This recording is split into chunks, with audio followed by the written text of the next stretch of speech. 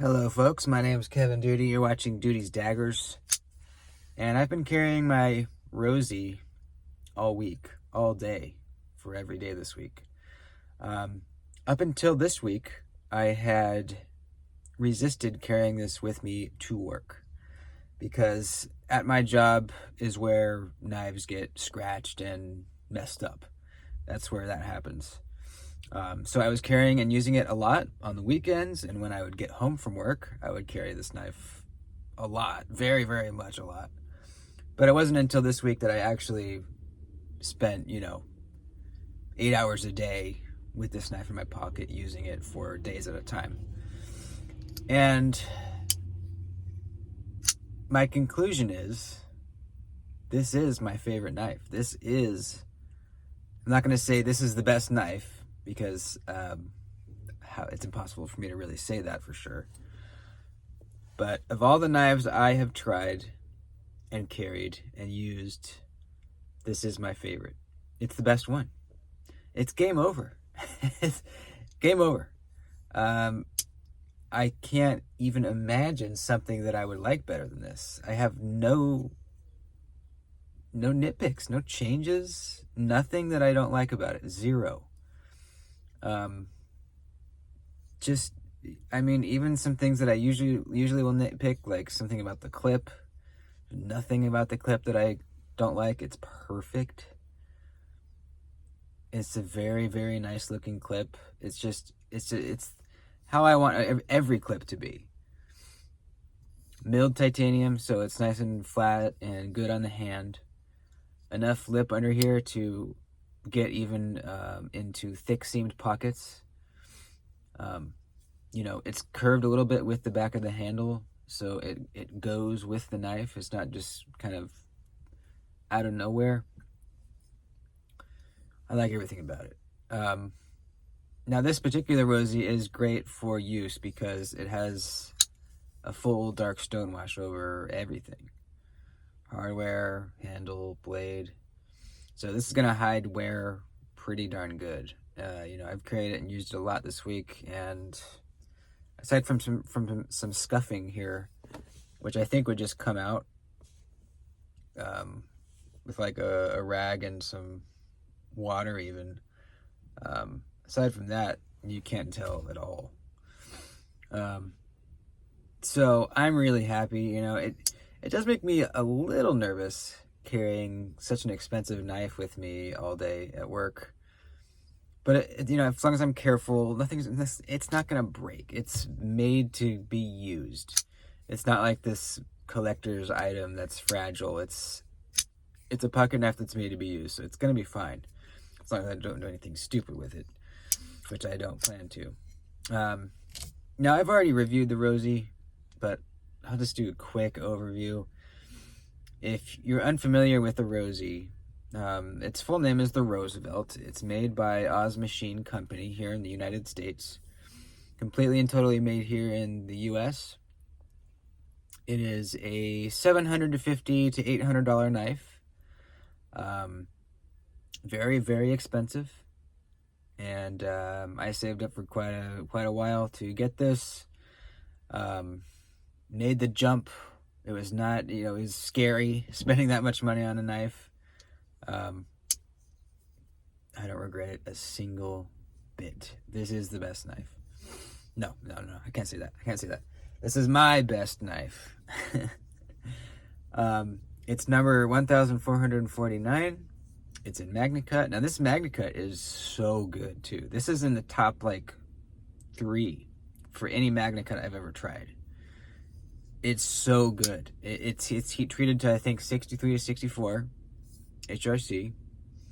And just the way that the blade's ground, man, it just really accentuates that MagnaCut and the edge retention and sliciness you get with MagnaCut. This blade is ground so cool. It's like, so if we look at the center of the handle, the tip's it's a little even lower than the center of the handle, but look how far this belly drops down from the handle, way down here. So that makes it really thin down here, and it makes it such a good slicer, unbelievably good. Because It's almost like, see how my fist is horizontal, but the blade's pointing down? When you're pushing through a piece of cardboard, it's trapping that cardboard right in here. You know, it wants to kind of slip out, but it doesn't. It brings it right back in to the cut. There's no real flat on the blade. It's kind of just all belly. And just looking at it, you might not think it's great at utility cuts, but because it is pointed down like that, it actually is. You know, it's not going to be as great, as good as like a pointy Warncliffe or something, but it's a really good all-around, do-everything blade shape.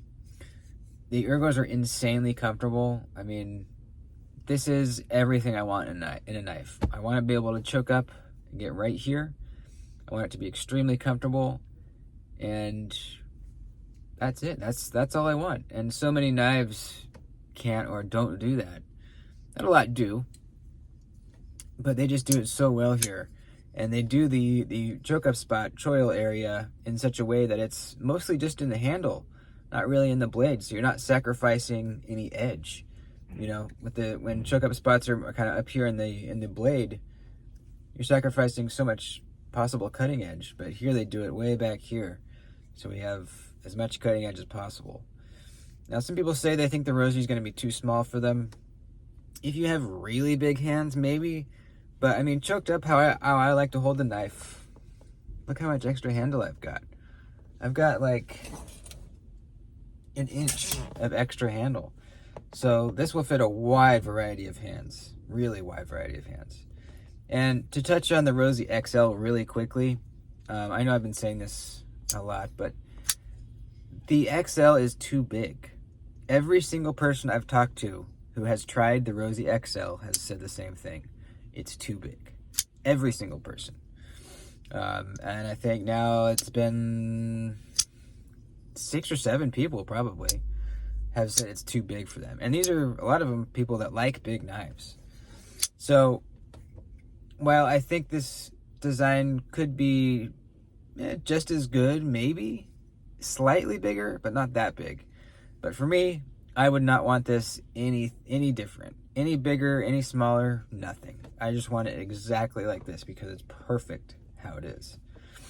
The action is so good. It's just unbelievably a crisp reverse flicker. It's got 2 detent balls in here, and one of them is always up on the tang of the blade, so when you disengage, you don't hit that point right here where you have to get that ball up on the tang so that it can freely swing shut.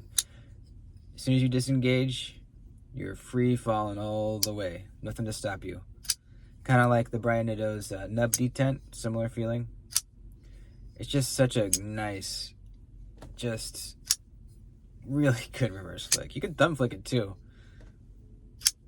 but it's kind of more of like a down motion than like a up motion. So yeah, you could definitely do it. It just takes, you just kind of have to adjust a little bit.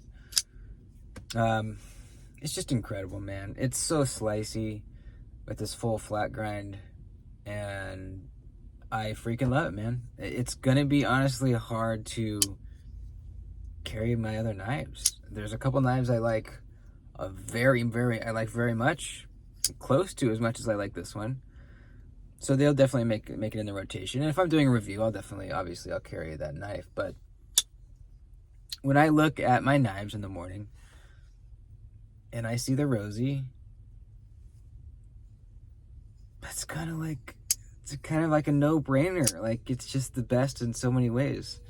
So I know that it's very expensive, and some of you guys might think that you'll never get one. But here's the thing. Anyone can get one.